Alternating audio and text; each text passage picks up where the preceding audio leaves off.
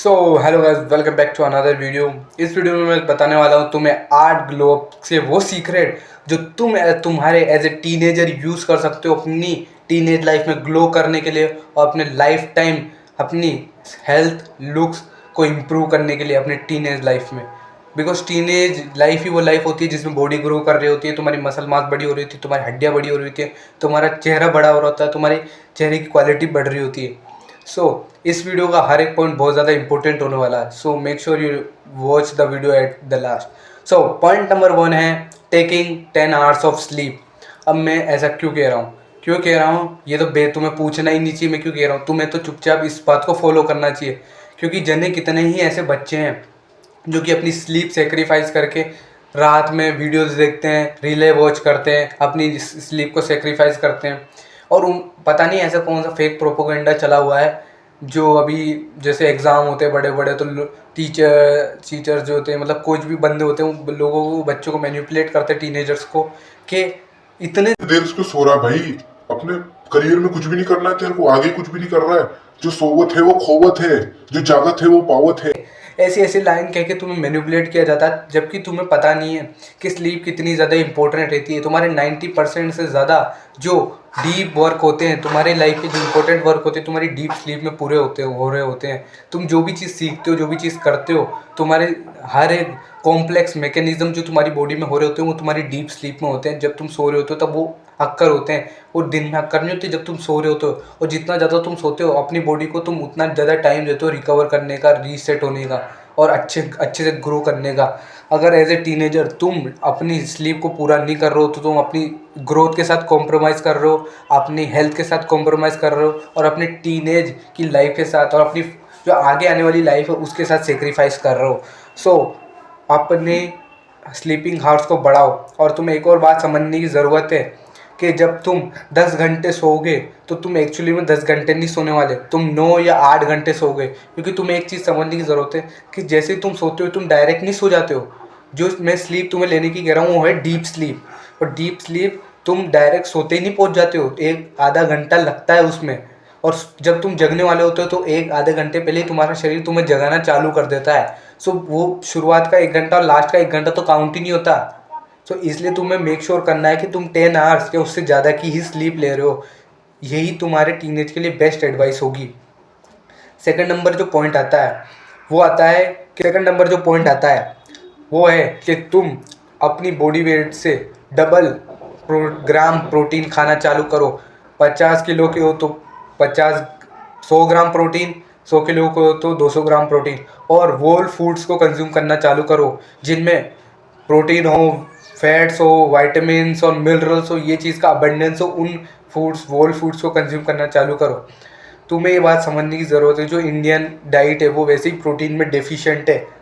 तो जो जो टीनेजर्स हैं वो जो अपनी डाइट पे फोकस नहीं कर रहे वो तो इतने ज़्यादा डेफिशिएंट है, उन्हें तो इतनी ज़्यादा ज़रूरत होती है प्रोटीन की, क्योंकि उनकी बॉडी ग्रो कर रही है लिटरली। उनका बॉडी स्ट्रक्चर बड़ा हो रहा है, उनकी दिमाग बड़ा हो रहा है, सब कुछ बड़ा हो रहा है। उस टाइम तो उस बंदे को तो बहुत ज़्यादा ज़रूरत होती है प्रोटीन की, और वही टीनेजर्स प्रोटीन में इतने ज़्यादा डेफिशिएंट होते हैं।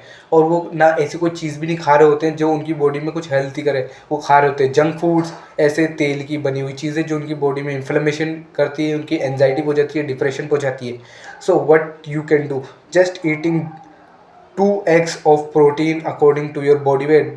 जो मैंने बताया 50 किलो की तो 100 ग्राम ग्राम प्रोटीन, 100 किलो के हो तो 200 ग्राम प्रोटीन, ग्राम बोल रहा हूँ, 200 ग्राम प्रोटीन ये खाना चालू करो। और ऐसे फूड कंज्यूम करना चालू करो जो वोल हो, जैसे कि एग हो गया, एग में प्रोटीन भी होता है, फैट्स भी होते हैं, वाइटामिन एंड मिनरल्स भी होते हैं।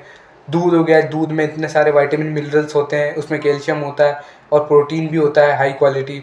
दही, पनीर, एग, चीज़, मीट, ऐसी चीज़ें कंज्यूम करना चालू करो जो तुम्हारी बॉडी को बहुत सारी न्यूट्रिएंट्स और विटामिन मिनरल्स प्रोवाइड करे। जो पॉइंट नंबर थर्ड आता है वो आता है कि तुम सनलाइट लेना चालू करो, सन एक्सपोजर चालू करो। अब बहुत सारे लोग बोलेंगे भाई गर्मी में यार वो सन धूप में जाते हैं तो यार हमें गर्मी लगने लग जाती है, और धूप में तो हम ये हो जाते हैं, हमारे ये होने लग जाता है, स्किन ये होने लग जाता है। तुम्हें एक बात समझने की ज़रूरत है कि इंडिया जैसी कंट्री जहाँ पर धूप बहुत ज़्यादा होती है वहाँ वहाँ उस जगह पे भी लोग विटामिन डी टू डेफिशिएंट होते हैं, विटामिन डी की डेफिशिएंसी होती है, और ख़ासकर टीनेजर्स में तो देखने को मिलती ही है, क्योंकि वो तो वैसे भी डाइट में कुछ खा नहीं रहे होते हैं। तो मैं एक चीज़ समझने की ज़रूरत है कि विटामिन डी कितनी ज़्यादा क्रूशियल हो जाती है, क्योंकि मोस्ट ऑफ द इंडियंस को विटामिन डी डेफिशिएंसी है ही है, तो ज़्यादातर परसेंट चांस है कि तुम्हें भी होगी। विटामिन डी सब कुछ मैनेज करता है, तुम्हारी ग्रोथ में विटामिन डी इंक्लूड होता है, तुम्हारी मेंटल हेल्थ में भी इंक्लूड होता है। अगर तुम्हारे कहीं ना कहीं विटामिन डी कम है तो तुम कहीं ना कहीं डिप्रेशन में रहोगे, तुम्हारी मेंटल फॉग रहेगा, तुम ढंग से काम नहीं कर पाओगे, तुम ढंग से बड़े नहीं हो पाओगे। सो मेक श्योर तुम विटामिन डी लो। अब बहुत सारे बोलेंगे कि भाई इतनी तेज़ धूप में कैसे ले, तो तुम ये कैसे कर सकते हो कि सुबह और शाम को धूप लेना चालू करो, जब सूरज उगता है और सब सूरज डूबने लगता है, वो सनलाइट लेना चालू करो, जिससे तुम्हारी विटामिन डी की डेफिशिएंसी हट जाएगी।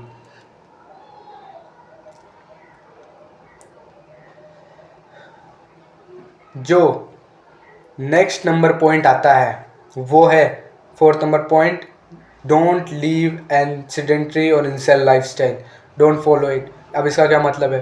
What is incel life? Incel life वो ऐसी बेकार लाइफ स्टाइल होता है, एक बेकार माइंडसेट होता है। ये सेडेंट्री स्टाइल वो माइंडसेट होता है जिसमें लोग है ना अपने फेट को एक्सेप्ट कर लेते हैं, वो मान लेते हैं कि जो डेस्टिनी में लिखा हुआ है, जो भाग्य में लिखा हुआ है वही होने वाला है, तो मैं मेहनत क्यों करूं, मैं अपने आप को ग्लो अप क्यों करूं, जब मेरे भाग्य में वो लिखा हुआ है कि मैं शायद हो जाऊंगा या नहीं होऊंगा, तो मेरे भाग्य में लिखा है तो मैं क्यों करूं। ऐसी आइडियोलॉजी को त्याग दो, क्योंकि एक ही चीज़ इस दुनिया में एग्जिस्ट करती है, वो है कर्म।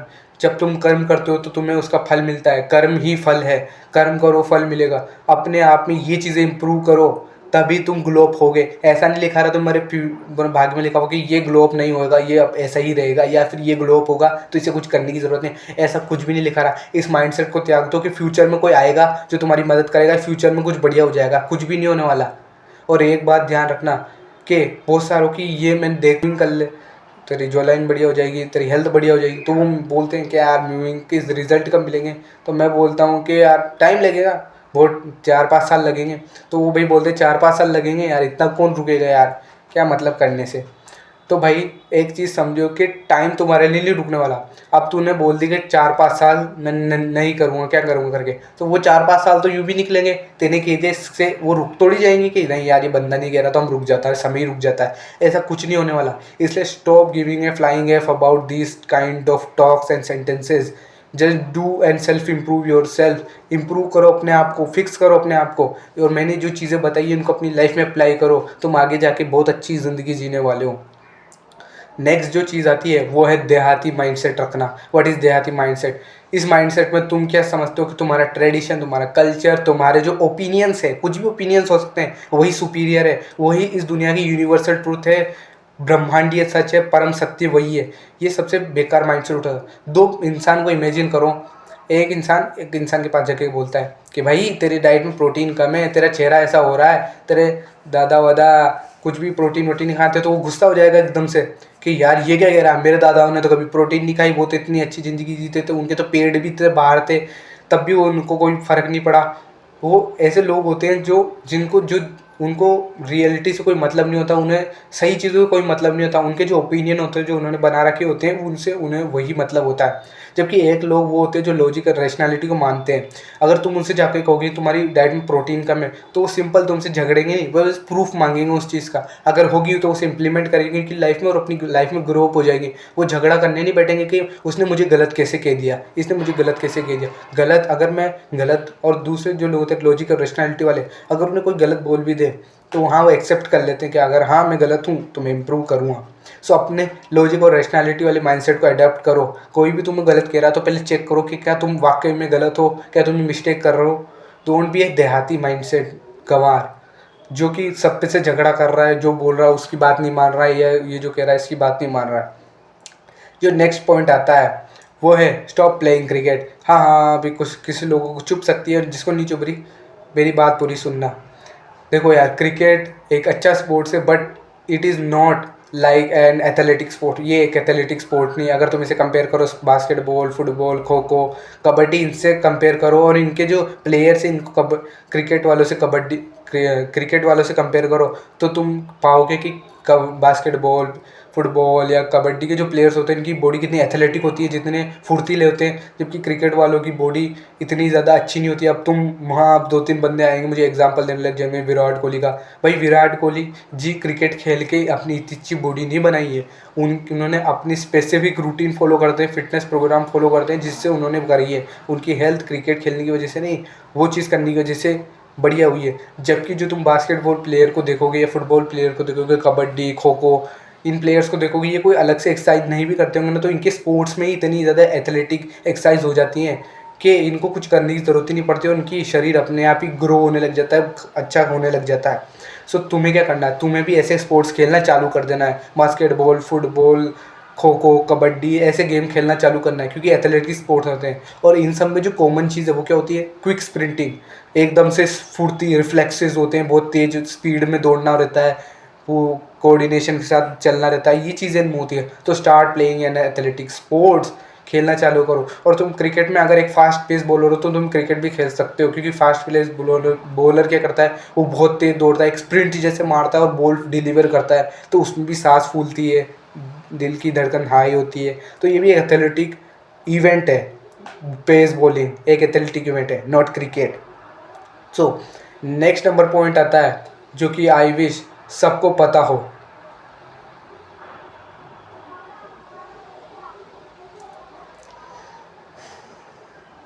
मेडिटेशन।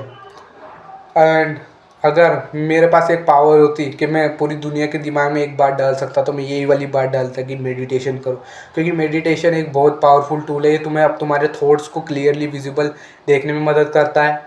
ये तुम्हें तुम्हारे थॉट्स, तुम्हारे एंजाइटी, डिप्रेशन में मदद, काम उन पर पकड़ बनाने में मदद करता है कि मैं ऐसा क्यों हूँ, तुम्हारे थॉट्स पूरे दिन को ऑब्जर्व करवाता है। ये मेडिटेशन एक बहुत पावरफुल टूल है जो तुम्हारा फोकस बढ़ा देता है। तुम्हें अगर ये जानना ही है तो तुम 2 मिनट मेडिटेशन करके देखना, और तुम रोज़ 2 मिनट करना, ज़्यादा नहीं बोल रहा हूँ, 15 या आधा घंटे करो, 2 मिनट करना चालू करो। तुम अपनी लाइफ में चेंज फील करोगे, तुम अपने माइंड सेट, मेंटल क्लैरिटी बढ़ने लग जाएगी, तुम्हारा अटेंशन बढ़ने लग जाएगा। और ये मेडिटेशन इतनी पावरफुल चीज़ है ना कि मैं बता नहीं सकता कि मैं जब जब मेडिटेशन कर रहा हूँ मेरा माइंड एकदम काम हो जाता है, मेरे को सब चीज़ें क्लियर हो जाती है। मैं एकदम हड़बड़ी में कुछ भी नहीं कर रहा होता, ना हड़बड़ी में वीडियो बना रहा हूँ, अनशांति कुछ बोले जा रहा हूँ। जब मैं मेडिटेशन करता हूँ तो मेरा माइंड शांत हो जाता है, उसके दिमाग, उसके जो थॉट्स है ना एक लाइन बाय लाइन चलने लग जाते हैं, सब कुछ क्लियर हो जाता है। सो आई विश तुम भी ये चीज़ ट्राई करो। अब जो लास्ट चीज़ आती है वो है पोस्चर। अपने पोस्चर पे ध्यान देना चालू करो। अगर तुम्हें इस पोस्चर पे डेडिकेटेड वीडियो चाहिए तो मैं बता सकता हूँ इन पोस्चर्स की करेक्शन एक्सरसाइजेस क्या है और इनकी प्रॉब्लम कैसे आती है। बट अभी मैं बता देता हूँ मेन पोस्चरल डिफॉर्मिटीज़ क्या है। सबसे पहले आता है डक फीट, जो पैरों से चालू होता है, तुम्हारे पैर ऐसे होने की वजह ऐसे हो जाते हैं डक की तरह। सेकंड जो चीज़ आती है वो एंटेरियर पेल्विक टिल्ट, जिसमें तुम्हारी जो कूल्हे हैं वो ऐसे घूम जाते हैं, पीछे की तरफ निकले हुए होते हैं। जो तीसरी चीज़ आती है वो है तुम्हारा फॉरवर्ड ग्रोन पोस्चर। तुम्हारा जो नेक है वो ऐसे आगे, तुम्हारा जो हेड है वो ऐसे यूँ आगे की तरफ ग्रो मतलब झुक जाता है, जिससे तुम्हारी नेक का पोस्चर बैड हो जाता है। और जो लास्ट पोस्चर मिस्टेक है वो है तुम्हारा टंग पोस्चर और mouth breathing. Stop doing mouth breathing and keep the tongue on the your rest of your palate. इससे तुम्हारा फेस जो नीचे को ग्रोन नहीं होगा, नीचे नैरो रिसेस नहीं होगा, तुम्हारी चिन रिसेस नहीं होगी, तुम्हारा फेस फॉरवर्ड ग्रोन करने लग जाएगा, तुम्हारा फेस अच्छा शार्प चिजल्ड हो जाएगा, तुम्हारे फेशियल फीचर्स अच्छे से डेवलप होंगे। ये मिस्टेक करना बंद करना होगा। तुम्हें इसकी डिटेल में वीडियो चाहिए तो तुम कमेंट कर सकते हो, मैं इस पर डिटेल में हर एक डिटेल में कि कैसे ये होते हैं, इनके करेक्शन एक्सरसाइजेस क्या है, इसमें एक वीडियो बना दूंगा। सो यही थी वीडियो। अगर वीडियो पसंद आई हो तो इस जो भी मैंने 8 ग्लो सीक्रेट्स बताए इनको अपनी लाइफ में अप्लाई ज़रूर करना, और इनको ऐड करने के बाद अपनी लाइफ में एक अच्छा ज़िंदगी को अचीव करना। So last line, don't be the weakest, become the strongest.